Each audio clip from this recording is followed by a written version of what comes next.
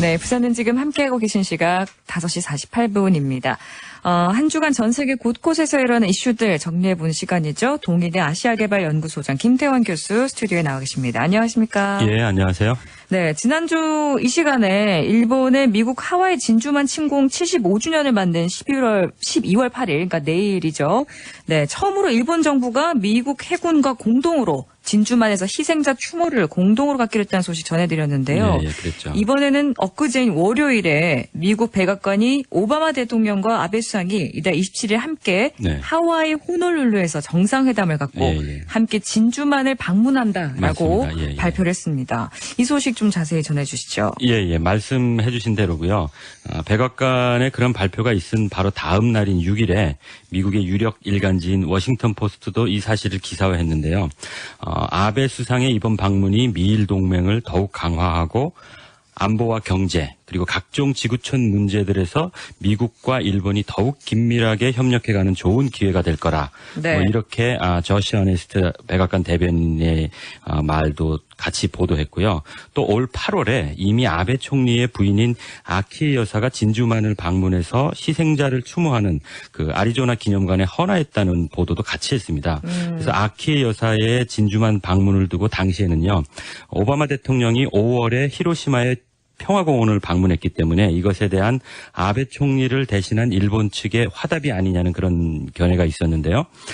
일본 당국은 그냥 이걸 부인하고 단순히 그냥 사적인 방문이다. 그렇게 말하고 또 아베 수상의 진주만 방문 계획도 없다. 그렇게 밝혔었거든요. 그런데 지금 와서 보면 일본이 좀 치밀한 계획 하에서 아베 수상의 진주만 방문을 좀 부드럽게 이어지게 하기 위해서 아키에 여사가 어떤 역할을 하게 하였던 것이 아닌가 그런 생각을 해봅니다. 네, 아베 총리 진주만 방문 아무래도 좀 큰 의미가 있을 것 같아요. 그럼요. 예. 네.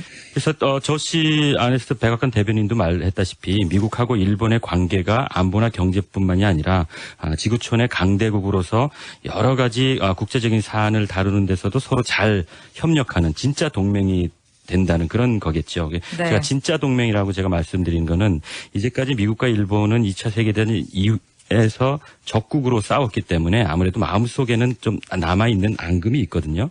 근데 이것을 올해 오바마가 히로시마를 방문하고 또 아베가 진주만을 방문함으로써 그 앙금을 공식적으로 털어버리고 진짜 친구가 미국과 일본은 된다 하는 그런 어떤 대외적인 선언의 어떤 의미로 해석할 수 있다고 저는 생각을 하고요. 네. 그래서 히로시마 방문이나 진주만 방문이나 양국 국내에서도 그렇기 때문에 좀 반대 여론들이 있었는데 그래서 히로시마 방문할 때 오바마가 원폭 투하를 사과하는 그런 의미는 아니다는 걸 강조했었고요. 또 같은 이유 때문에 이번에 아베가 진주만을 방문해도 희생자를 추모하기는 하지만 진주만 기습한 데 대한 그런 사과의 어떤 그런 의미는 이렇게 보이지 않을 거라고 저는 생각을 합니다. 그래서 한 가지 대비되는 것은 우리하고 대비되는 건 사실 오바마가 처음 대통령이 될 때는 한국에 상당히 호의적인 그런 관심을 많이 표현했었거든요. 한국 교육에 대해서도 긍정적인 언급을 많이 했고요.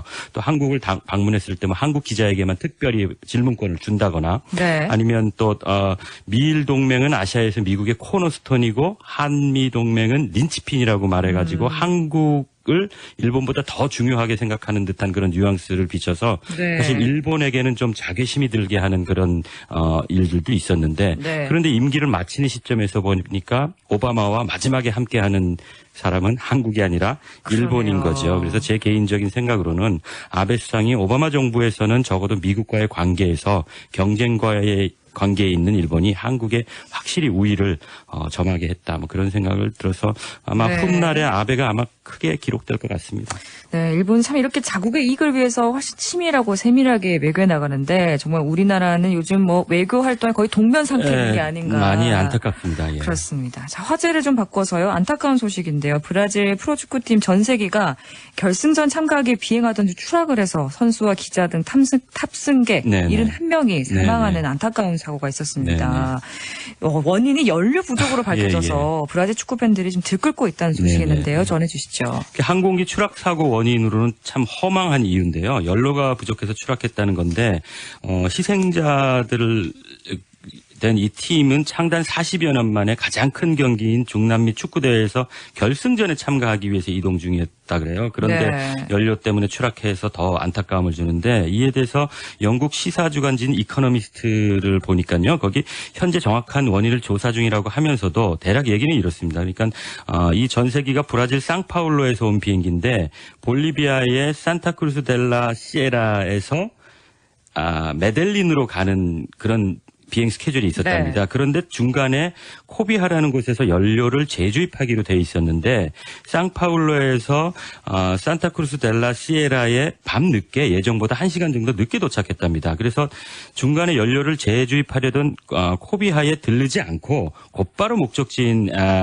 메델린에 가다가 추락했다는 건데요. 코비하 네. 공항은 밤에 문을 닫기 때문에 연료를 주입할 수 없었답니다. 네. 그래서 결국 안전 불감증인데요. 네. 늦어서 연료를 주입할 수 없으면 다음날 아침에 가든지 뭐 출발이 더디더라도 연료를 주입해야 되는 게 상식인데 뭐 참 안타깝죠. 그래서 남의 일 같지 않고요. 그래서 네. 며칠 전 뉴욕행으로 그 아시아나 비행기에서 부기장들이 난투극을 벌여서 참 어려운 일이 있었는데 네네. 한쪽이 병원으로 실려가는 일이 있었음에도 불구하고 그 난투극의 주인공이 비행에 그대로 투입돼서 네. 이런 것들도 일종의 안전 불감증인 것 같아요. 그런 맞습니다. 수백 명의 승객들의 목숨을 담보로 하는데 불안한 상태에서 장거리 비행을 이렇게 그대로 강행하는 건 좀 우리가 좀 안전 문제는 이건 보험료와 같은 거거든요. 네. 절약할 수 있는 비용이 아니라 보험료와 같은 거기 때문에 우리가 진지하게 생각해봐야 될 것 같습니다. 맞습니다. 다시는 좀 이런 안타까운 사고가 일어나지 그럼요. 않았으면 좋겠고요. 마지막으로 즐거운 소식 하나 전해주시죠. 예. 터키 최대의 국립대학 이스탄불 대학에서 한국어 문학과가 개설됐다고요? 네네. 이스탄불 대학이 뭐 얼마나 큰가 하면 한 22개 단과 대학이 있고요. 네. 학생 수가 뭐 20만 명이 넘는다 그래요. 그래서 터키 최대의 규모를 자랑하는 대학이라 그러는데 여기에서 엊그제 6일에 한국어 문학과 개설 행사가 마흐무트 아크 이스탄불 대학교 총장 그리고 학과 학생들 차영철 주 이스탄불 총영사 그리고 현재 있는 한인들이 참석 가운데 열렸다는 그런 연합 유튜브 보도가 있었는데요. 네. 요게 첫 번째는 아니고요.